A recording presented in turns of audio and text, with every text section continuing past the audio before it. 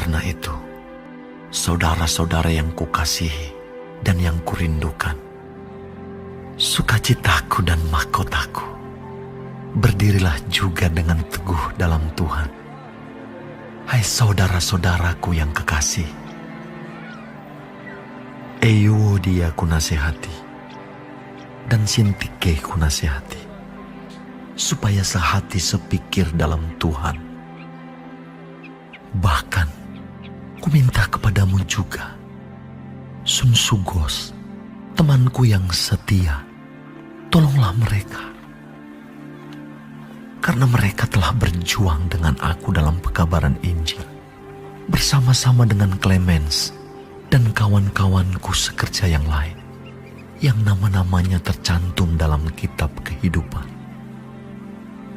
Bersukacitalah senantiasa dalam Tuhan. Sekali lagi kukatakan, bersukacitalah. Hendaklah kebaikan hatimu diketahui semua orang. Tuhan sudah dekat. Janganlah hendaknya kamu khawatir tentang apapun juga, tetapi nyatakanlah dalam segala hal keinginanmu kepada Allah, dalam doa dan permohonan dengan ucapan syukur. Damai sejahtera Allah yang melampaui segala akal akan memelihara hati dan pikiranmu dalam Kristus Yesus.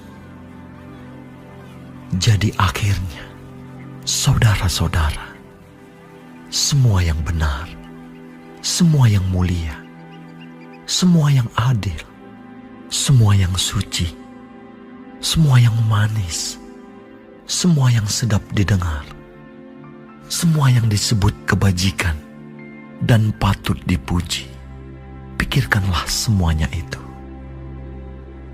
Dan apa yang telah kamu pelajari, dan apa yang telah kamu terima, dan apa yang telah kamu dengar, dan apa yang telah kamu lihat padaku, lakukanlah itu. Maka Allah sumber damai sejahtera akan menyertai kamu. Aku sangat bersuka cita dalam Tuhan, bahwa akhirnya pikiranmu dan perasaanmu bertumbuh kembali untuk aku. Memang selalu ada perhatianmu, tetapi tidak ada kesempatan bagimu. Kukatakan ini bukanlah karena kekurangan, sebab aku telah belajar mencukupkan diri dalam segala keadaan. Aku tahu apa itu kekurangan, dan aku tahu apa itu kelimpahan. Dalam segala hal dan dalam segala perkara, tidak ada sesuatu yang merupakan rahasia bagiku. Baik dalam hal kenyang, maupun dalam hal kelaparan. Baik dalam hal kelimpahan, maupun dalam hal kekurangan. Segala perkara dapat kutanggung di dalam Dia yang memberi kekuatan kepadaku. Namun baik juga perbuatanmu, bahwa kamu telah mengambil bagian dalam kesusahanku. Kamu sendiri tahu juga, hai orang-orang Filipi, pada waktu aku baru mulai mengabarkan Injil, ketika aku berangkat dari Makedonia, tidak ada satu jemaat pun yang mengadakan perhitungan hutang dan piutang dengan aku, selain daripada kamu. Karena di Tesalonika pun, kamu telah 1-2 kali mengirimkan bantuan kepadaku. Tetapi yang kuutamakan bukanlah pemberian itu, melainkan buahnya yang makin memperbesar keuntunganmu. Kini aku telah menerima semua yang perlu daripadamu, malahan lebih daripada itu. Aku berkelimpahan karena aku telah menerima kirimanmu dari Epaphroditus, suatu persembahan yang harum, suatu korban yang disukai dan yang berkenan kepada Allah. Allahku akan memenuhi segala keperluanmu menurut kekayaan dan kemuliaannya dalam Kristus Yesus. Dimuliakanlah Allah dan Bapa kita selama-lamanya. Amin. Sampaikanlah salamku kepada tiap-tiap orang kudus dalam Kristus Yesus. Salam kepadamu dari saudara-saudara yang bersama-sama dengan aku. Salam kepadamu dari segala orang kudus, khususnya dari mereka yang di istana Kaisar. Kasih karunia Tuhan Yesus Kristus menyertai rohmu.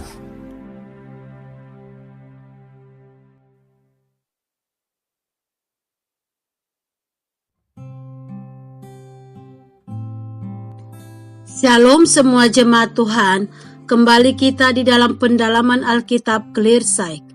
Sekarang kita sudah memasuki kitab yang terakhir dari kitab Filipi, yaitu Filipi 4. Tuhan Yesus memberkati. Di dalam ayat 1-9, nasihat-nasihat terakhir. Orang percaya harus bersukacita dan memperoleh kekuatan dengan mengingat akan kasih karunia dan dekatnya Tuhan serta janji-janjinya. Kita harus percaya bahwa Tuhan dapat datang sewaktu-waktu. Kedatangan Kristus sudah dekat. Karena itu kita harus selalu siap sedia, bekerja dan berjaga-jaga. Janganlah hendaknya kamu khawatir tentang apapun juga. Bagaimana caranya kita melenyapkan kekhawatiran? Satu-satunya cara adalah doa. Mengapa doa caranya? Karena yang pertama, karena doa dapat memperbaharui kepercayaan kita, menyerahkan segala kecemasan dan persoalan kita kepada Dia yang memelihara kita. Yang kedua adalah damai sejahtera Tuhan akan mengawal hati dan pikiran kita. Yang ketiga, Tuhan menguatkan kita untuk melakukan segala perkara yang Tuhan inginkan dari kita. Yang keempat, kita menerima rahmat, kasih karunia, dan pertolongan pada waktu kita memerlukannya. Ketika kita berseru kepada Tuhan dari hati yang tinggal di dalam Kristus dan firman-Nya, maka damai sejahtera Allah akan membanjiri jiwa kita yang susah, agar dapat mengalami damai sejahtera dan kemerdekaan Tuhan dari kecemasan. Kita orang percaya harus menetapkan pikiran pada hal-hal yang benar, mulia, adil, dan lain-lain, atau hal-hal yang positif. Bila kita melakukan ini, maka Allah sumber damai sejahtera akan menyertai kita. Di dalam ayat 10-20, terima kasih atas pemberian jemaat. Aku telah belajar untuk merasa puas. Rahasia kepuasan hati ialah menyadari bahwa dalam keadaan yang sekarang ini Tuhan akan memberikan segala sesuatu yang kita perlukan untuk tetap berkemenangan di dalam Kristus. Kuasa dan kasih karunia harus berada pada orang percaya untuk memampukan mereka untuk melakukan segala sesuatu yang Tuhan minta untuk kita lakukan. Segala perkara dapat kutanggung di dalam Dia yang memberikan kekuatan kepadaku. Gereja di Filipi ini adalah gereja yang melayani kebutuhan Paulus selama ia mengadakan perjalanan. Gereja yang misioner memberikan bantuan kepada pelayanan misi, dihormati dan diterima oleh Tuhan sebagai suatu persembahan yang harum, yang disukai dan berkenan kepada Tuhan. Allahku akan memenuhi segala keperluanmu. Di dalam ayat 21-23, salam terakhir. Ucapan terima kasih dan doa Paulus memuji dan berterima kasih atas perbuatan jemaat di Filipi yang peduli, peka dan rela memberi. Allah akan memenuhi segala kebutuhan kita menurut kekayaan dan kemuliaannya, agar kita dapat menjadi pemberi-pemberi bagi Tuhan. Kasih karunia Tuhan Yesus Kristus menyertai kita sekalian. Amin. Tuhan Yesus memberkati.